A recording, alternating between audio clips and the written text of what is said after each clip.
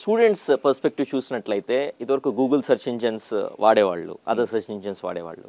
చాలా వరకు ఇప్పుడు వాటి వాడకం అనేటువంటిది ఉంటున్నప్పటికీ కూడా తగ్గుతూ వస్తూ ఉందన్నమాట సార్. సో ఈ బుక్స్ అనేటువంటివి ఎంతవరకు రిలవెంట్గా ఉంటాయి? ఐఐటి మెటీరియల్స్ కానివ్వండి, జేఈఈ కానివ్వండి, లేకపోతే నీట్ కానివ్వండి.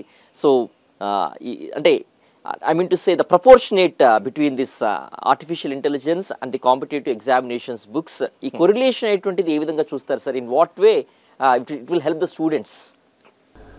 ఇవాళ ముందు చూస్తే మీరు పిల్లలు ఎస్పెషలీ ఎనీథింగ్ అబౌవ్ 10 ఇయర్స్కే సైట్ వస్తూ ఉంది, అదాలు పెట్టుకోవచ్చు వస్తుంది. అదే మీరు ఓవర్ 70-80 జనరేషన్ వాళ్ళని చూడండి, 70-80 ఇయర్స్ ఈరోజు క్లియర్ ఉంటుంది సైట్. ఎందుకంటే ఆ డిజిటల్ అడాప్షన్ అనేది చాలా పెరిగిపోతుంది. రోజులో మొబైల్ తీసుకోండి, ల్యాప్టాప్ తీసుకోండి, the quality of time they are spending instead of books they are spending more. Or probably games కూడా ఆడట్లేదు, ఆ గేమ్స్ కూడా అన్ని డిజిటలే. అదే ఇవి ఎక్కడికి పోవండి, ఆ స్టాండర్డ్ ఏదైతే మన మటీరియల్స్ ఉన్నాయో అవి స్టాండర్డ్. ఇప్పుడు ఫర్ ఎగ్జాంపుల్ మీరు రైట్ మార్కెటింగ్కి ఎప్పుడైనా చూడండి foundation book Philip Kotler, software ఇంజనీరింగ్కి రోజర్ ప్రెస్మన్. ఇవి ఎప్పుడు మారవండి.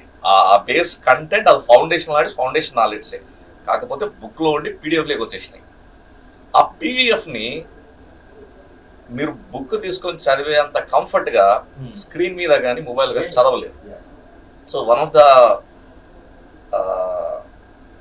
Good habit I can say rather now this generation is completely missing. Apart from technical, what are the relevant their academic books, ఎంతమంది ఈరోజు books చదువుతున్నారండి?